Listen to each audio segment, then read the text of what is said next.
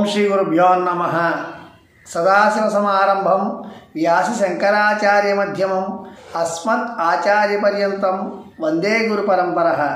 ఉమామహేశ్వర కుమార గురవే ఉడిపి సుబ్రహ్మణ్యం హర భక్తజన ప్రియ పంకజలోచన బాలసుబ్రహ్మణ్యం. ఓం నమో శరవణ భవనే నమః. ప్రియమైన ఆత్మబంధువులారా, మనకు సుబ్రహ్మణ్యేశ్వర స్వామికి గల 6 పేర్లు మాత్రమే తెలుసు. అది కాకుండా ఇంకా ఆయనకు 45 రకాల పేర్లు ఉన్నాయి. వీటినే పర్యాయ పదాలని కూడా అంటారు. ఆ పేర్లకు ఉన్నటువంటి పవిత్రత ఏమిటనేటువంటి విషయం గురించి, అలాగే ఆ పేర్లు ఏమిటనేటువంటి విషయం గురించి కూడా సమయాన్ని బట్టి ఈ వీడియోలో పరమేశ్వర వారు తెలియజేసిన మటుకి నిమిత్త మాత్రంగా తెలిపేటువంటి ప్రయత్నాన్ని చేస్తాను. ముందుగా అందరికీ సుబ్రహ్మణ్య షష్ఠి శుభాకాంక్షలు తెలియజేస్తూ,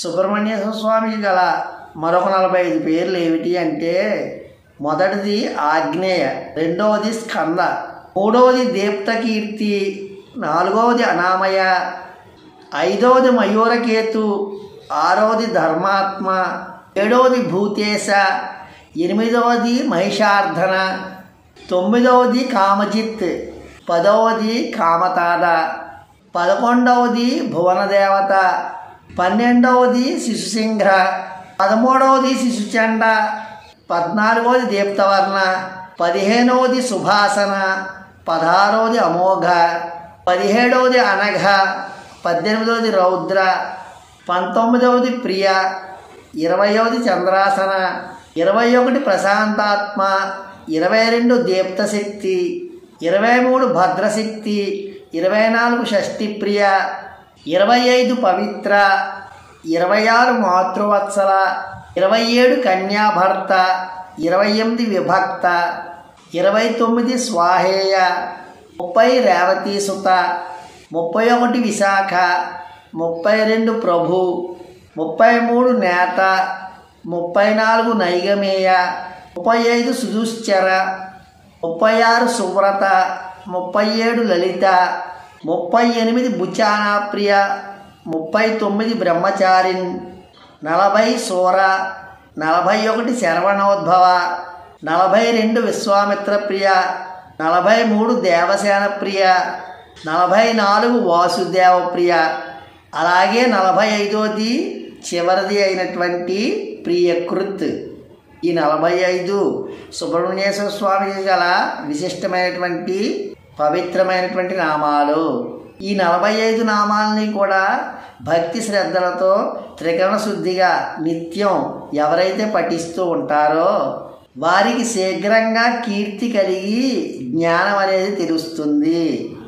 ఉన్నది మొదటిగా తెలుసుకోవడమే కదా జీవిత పరమార్థం. అందుకే భక్తులు సంసారమైనటువంటి సాగరంలో పడిపోకుండా జ్ఞాన మార్గంలో పయనించడం కోసం నిత్యం సుబ్రహ్మణ్యుని యొక్క నామాల్ని జపించడం వలన జీవిత పరమార్థం తెలుస్తుంది. అంతేకాదు ఈ 45 నామాలకి ఇంత విశిష్టత పవిత్రత చేకూరడానికి గల కారణం ఏమిటి అంటే, మహాభారతంలో వనపర్వంలో సుబ్రహ్మణ్యునికి గల ఈ 45 నామాల గురించి కూడా చాలా చక్కగా వివరించి చెప్పడం జరిగింది. కలియుగంలో మానవులు ఇతి బాధల నుండి విడిపడి జ్ఞాన మార్గంలో పయనిస్తూ ఆనందకరమైనటువంటి జీవితాన్ని గడపడం కోసం సుబ్రహ్మణ్యుని యొక్క ఆరాధన ఒక గుళికలా పనిచేస్తుంది.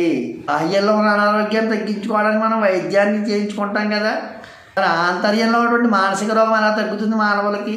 అరిషడ్వర్గాల శత్రువులు వెంటాడుతూ ఉన్నాయి కదా నిత్యం మన ఆంతర్యంలో. వాటి వల్ల కలిగేటువంటి వ్యాధులే రాగద్వేషాలు, మనకి కోపతాపాలు, నేను నా వాళ్ళు, ఇది నాది అనేటువంటి అహంకార మమకారాలన్నీ రావడానికి గల కారణం అన్నమాట. ఆ వ్యాధిని తగ్గించుకోవాలి అంటే మనం సుబ్రహ్మణ్యుని యొక్క విశిష్టత గురించి, ఆయన నామాలో ఉంటున్న అంతరార్థం గురించి తెలుసుకుంటూ ఆయన ఆరాధించడం వలన చక్కగా వీటి నుండి విడిపడి జ్ఞాన మార్గంలో పయనించడం అనేటువంటిది సాధ్యం.